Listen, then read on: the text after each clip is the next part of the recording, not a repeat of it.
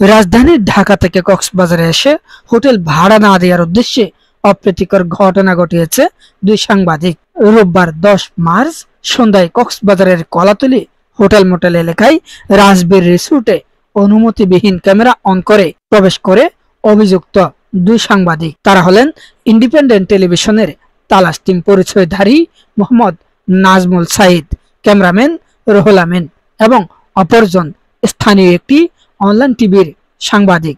এ বিষয়কে কেন্দ্র করে ভুক্তভোগী নোমান বাদী হয়ে কক্সবাজার সদর মডেল থানায় একটি লিখিত অভিযোগ দায়ের করেন। অভিযোগ সূত্র এবং সিসিটিভি ফুটেজ পর্যালোচনা করে জানা যায়, কক্সবাজার শহরে রাজবীর রিসোর্টে ঘটনার দিন সন্ধ্যা 7টায় অনধিকার প্রবেশ করে রিসোর্ট মালিককে গায়ে ধাক্কা দিয়ে মোবাইল কেড়ে নেওয়া সহ ভিডিও ক্যামেরা চালু করে নানা আপত্তিকর এবং বিভ্রান্তিকর তথ্য জানতে চাওয়ার সময় বাকবিতণ্ডায় লিপ্ত হয়। এ নিয়ে ঘটনাটি হাতাহাতি পর্যন্ত গড়ায়। পরে স্থানীয়দের তোপের মুখে পরে অভিযুক্ত দুই সাংবাদিক চলে যায়। তৎক্ষণাৎ অভিযুক্ত দুই সাংবাদিক জাতীয় জরুরি সেবা 999 নম্বরে ফোন করেন। তখন তাদেরকে বেঁধে রাখা হয়েছে মর্মে মৌখিকভাবে মিথ্যা অভিযোগ জানায়। পরে ঘটনাস্থলে এসে বেঁধে রাখার বিষয়টি সত্যতা না পেয়ে চলে যায় পুলিশ। ভুক্তভোগী রাজবীর রিসোর্ট মালিক নোমান জানান, গত 9 মার্চ রাত 1:46 রাজবীর রিসোর্টের 115 নম্বর কক্ষটি ভাড়া নেন মোহাম্মদ নাজমুল সাইদ ও রুহুল আমিন।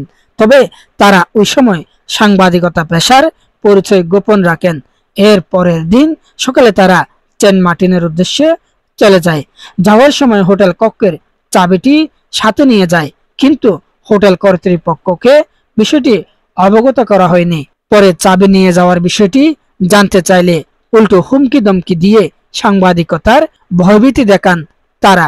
অতঃপর এর পরের দিন সন্ধ্যায় স্থানীয় বোরহানুদ্দিন রব্বানীকে সাথে নিয়ে রিসোর্টে আসেন। আসার পর কোনো কথা না বলেই সাংবাদিকতার ক্ষমতা দেখিয়ে তারা রিসোর্ট মালিকের খোলা গায়ে ছবি ধারণ করা শুরু করে। এ সময় অনুমতি ছাড়াই ভিডিও ক্যামেরা অন করে রিসোর্ট মালিক ইয়াবা ব্যবসা করেন বলে বিভিন্ন রকম আপত্তিকর প্রশ্ন করতে থাকেন। এতে আশপাশের লোকজন ক্ষিপ্ত হয়ে বাকবিতণ্ডায় জড়িয়ে পড়েন। ওই সময় তারা আমাদের উপর মারমুখী আচরণ করে। মারমুখী আচরণের ভিডিও ধারণের চেষ্টা করলে তারা মোবাইল ছিনিয়ে নেয়ার চেষ্টা করে। তবে পুরো ঘটনার বিষয়টি সিসিটিভি ফুটেজে সংরক্ষিত রয়েছে। প্রশাসনের কাছে আমার জোর দাবি, সিসিটিভি ফুটেজ পর্যালোচনা করে দোষীদের আইনের আওতায় আনা হোক। এসব বিষয়ে অভিযুক্ত স্থানীয় সাংবাদিক বোরহানুদ্দিন রব্বানী বলেন, এটা তালাশ টিমের অনুসন্ধানের অংশ। আমি শুধুমাত্র এতটুকুই জানি, এর বেশি কিছু জানি না। সেদিন কি ঘটেছিল, কেন ঘটেছিল, এসব প্রশ্নের কোনো উত্তর দিতে রাজি হননি তিনি। এ বিষয়ে নাজমুল সাইদ জানান, হোটেলের বিষয়টি একটি ভুল বোঝাবুঝি। এসব বিষয়ে কক্সবাজার মডেল থানার তদন্ত পরিদর্শক কায়সার হামিদ বলেন, 999 নম্বরে ফোন করলে পুলিশ ঘটনাস্থল পরিদর্শন করে। সেখানে একটি অপ্রীতিকর ঘটনা ঘটেছিল। বিষয়টি নিয়ে তদন্ত চলমান রয়েছে। সুষ্ঠু তদন্ত সাপেক্ষে আইনানুগ ব্যবস্থা গ্রহণ করা হবে। টিসিএন ডেস্ক নিউজ। দুজন গেস্ট পাইছি, যেখানে সর্ভিসের সামনে পাইছি। আর ওইখান থেকে কোথায় কোথায় ঢুকছিল? ওখান থেকে তালেব গেস্ট হাউসে ঢুকছে। তালেব গেস্ট হাউসে ঢুকার পরে আমি রুমের কথা বলছি, মতো রুম লাগবে বলছে। তো আমি রাজবীর রিসোর্টে নিয়ে গেছি। রাজবীর রিসোর্ট নিয়ে 1500 টাকা বেশি, আমি 500 টাকা কমিশনে বেশি। আমাকে মানা করছে। গেস্টও বলছে যে ওইটা আমি বুঝবো। তো আমার 3টা গুটি লাগবো বলছে। আমার 3টা গুটিই না, তো তুমি খাইতে পারো? আমি বুঝছি আমি খাই না।